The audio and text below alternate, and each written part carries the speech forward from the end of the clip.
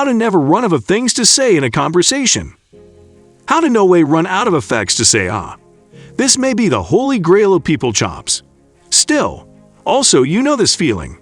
If you ever had your mind spontaneously go blank in the middle of a discussion, searching your mind for anything to say.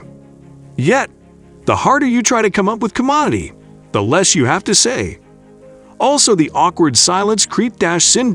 You might suppose to yourself, why does my mind go blank all the time? The idea of no way running out of effects to say is a myth. The verity is that we all run out of effects to say, and it's important to know how to deal with this when it happens. This composition will educate you how to no way run out of effects to say. It'll give you with ways and questions that can be used when you're in a discussion and don't know what to talk about coming. It'll also educate you the process for rooting information from your terrain, so that no matter where you are or who you are talking with, there's always commodity new for you to talk about. There's nothing further awkward than uncomfortable silence when two individualities get an occasion to discourse. It's in similar situations that knowing how to strike up a discussion comes in handy. One of the stylish ways to get the discussion flowing is with the help of ice combers. Ice combers are of different types and forms and may include engaging questions or, indeed, a well-timed and applicable joke. The following is a list of ice combers you can use to learn how to start a discussion with someone. These are just a sprinkle of exemplifications, but as long as the question prompts or encourages discussion while being in a conversation. 1. Guard of conversation killers. While it should go without saying, there are many effects you should avoid unless you're veritably familiar with the person with whom you're speaking. While political commentary, gossip, complaints, and obnoxious jokes might be how your uncle starts exchanges during your family get-togethers, it's presumably not an illustration you should try to emulate in your day-to-day life. As you initiate exchanges, anything obnoxious, controversial, or uncomfortable should be avoided. There's a time and place to express your opinion or indeed try to convert others, but ensure that similar motives are welcome before you launch into a superheated debate. Some exploration suggests that when it comes to discussion openers, your stylish bet may be to stick to fairly inoffensive commentary. In one study, actors were asked to rate the effectiveness of several opening lines that might come from an implicit romantic make-smart pick-up lines. Open, concluded, inoffensive questions, and the direct approach. Few repliers appreciated the pick-up line approach, but responses tended to be resolved regarding preferences for the other two opening styles. Women tended to prefer inoffensive questions. What is your favorite platoon? While men favored the more direct approach. I'd like to buy you a drink. 2. Ask questions without interrogating them. Numerous of good discussion begins with questions, but the person you are talking to should not feel as if they're being canvassed at a police station. Don't fire questions at the person without giving your feedback and actually conversing with them. Nothing is worse than feeling like you are getting the third degree. Asking too numerous questions will only make the other person feel uncomfortable and will leave them chancing a way out of the discussion. If you realize that you've been asking too numerous questions, make a joke about it. Say, sorry, the interview is over, and move on to talking about commodity differently. Ask the person about their pursuits or interests, not about his dreams and solicitations. Talk about commodity fun. Do not ask the person what they thinks about the rearmost tragedy on the news or how important they have had to work overtime lately.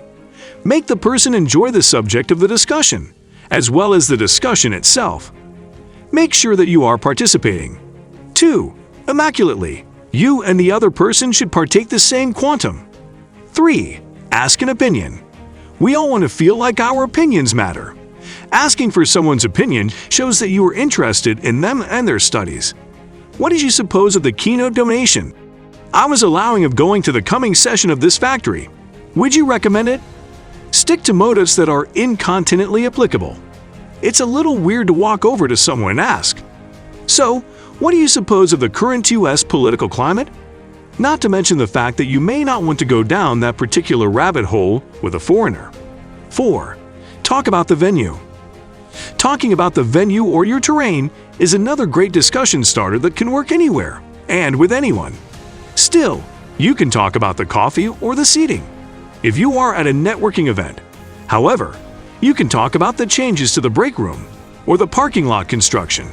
If you are in the office, it does not count. All you have to do is find commodity around you that your discussion mate can also find. This will produce a near-instant sympathetic connection, especially if you have the same feeling toward the content. Also, you can shift gears and enter into a new content. 5. Avoid uncomfortable motives and talking too much. There are many ways to kill any good discussion before it has time to blossom. However, also there are many introductory effects you should avoid right from the morning. If you want to know how to start a good discussion. 5. In general, it's stylish to avoid talking about politics and religion. 6. Do not reveal exorbitantly particular information. Do not talk about your painful bifurcation, the weird rash on your reverse, or how you are starting to wonder if anyone in your life really loves you. You can save that for people who actually know you well. Do not ask the person commodity that could lead to an uncomfortable response. Let the person talk about his significant other, career, or health. Do not ask if the person is dating someone only to find that they have lately had his heart broken. Do not spend the whole time talking about yourself. Though poking fun at yourself and offering some particular information can put the other person at ease. If you are droning on and on about how great you're or what you are going to have for breakfast the coming day, the person will snappily lose interest. Pay attention. Do not forget the person's name, job, or any important information the person reveals after 5 twinkles. This will make the person feel like you do not watch at all. When the person says his name, repeat it audibly so you are more likely to flash back it.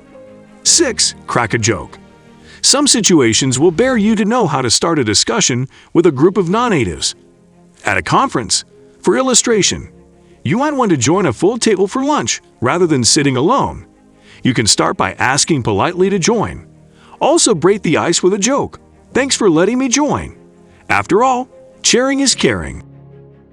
Jokes can help make fellowship with others, but you should read the room and avoid twists that are controversial, rude, or dissent. Leave politics and centralizing current events out of it. 7. Ask someone what keeps them busy, rather of asking, "What do you do?"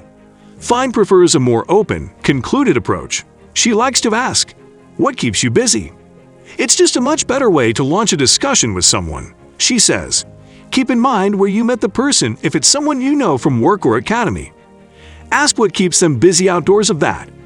Unlike asking someone if they are wedded or what they do for work, an open, concluded question gives the other person more inflexibility with how they respond. 8. Offer help. Still, offer them your help. If you have an option to help someone you want to talk to, when you give backing without asking, you can earn the other person's trust because you show genuine concern for their requirements. 9. Ask for help. Asking and requesting help from someone is a great way to start a discussion. Before asking for help, you can make sure your request is accessible and easy to perform. Asking a question is a great way to start a discussion. Doing this not only gives you a reason to engage the other person, but it also gives them a chance to be helpful. When using this approach, start with commodity simple that can be fulfilled without a great deal of trouble. For illustration, you might ask someone if they know what time a factory begins or directions to a particular position. 10. Ask a favor. When you ask a favor from someone, it can help to make a connection with that person by showing that you trust them. But make sure that the favor is accessible and easy for them to do. Final words.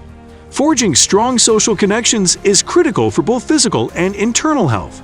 Research has set up that forming social connections is linked to a stronger vulnerable system, increased life, lower anxiety situations, lesser empathy for others, and better tone, regard. By learning how to start a discussion, you'll be better suitable to forge the social connections that are so critical to health and well-being. Excellent! Now that you have got the discussion started, follow the rules of small talk and how to keep it flowing for a while. Just flash back to be interested in the other person, find common ground, and ask follow-up questions. So this is all for today's video. Do not forget to like, share, And subscribe, turn on the notification bell so that you get notified as soon as we upload a video. Thank you for watching, and I will see you in next one.